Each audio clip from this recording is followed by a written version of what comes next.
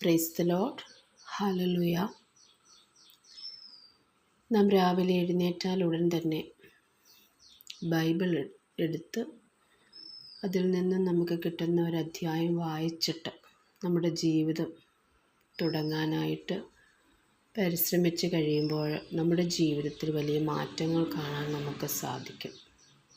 കാരണം കർത്താവിൻ്റെ വചനമെന്ന് പറയുന്നത് ദൈവം തന്നെയാണ്.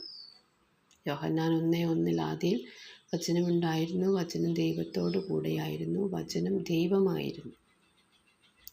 വെളിപാട് 19:13 പറയുന്നുണ്ട്, അവൻ രക്തത്തിൽ മുക്കിയ മേലങ്കി ധരിച്ചിരിക്കുന്നു, അവൻ്റെ നാമം ദൈവവചനം എന്നാണ്.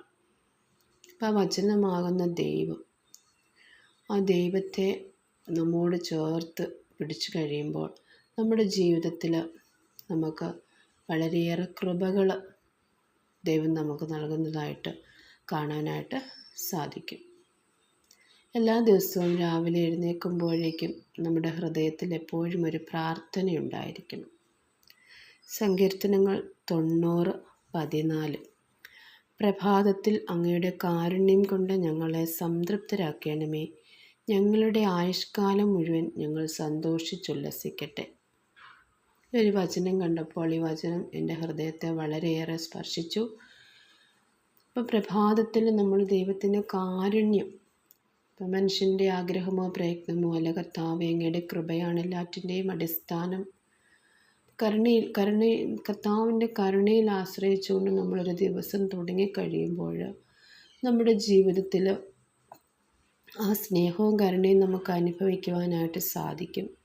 അതുപോലെ തന്നെ നമ്മുടെ ആയുഷ്കാലം മുഴുവൻ നമുക്ക് കർത്താവിൽ സന്തോഷിക്കുവാനായിട്ട് സാധിക്കും. നമ്മുടെ ആയുസ് എന്ന് പറയുന്നത് ഏറിയാൽ 70 അല്ലെങ്കിൽ 80.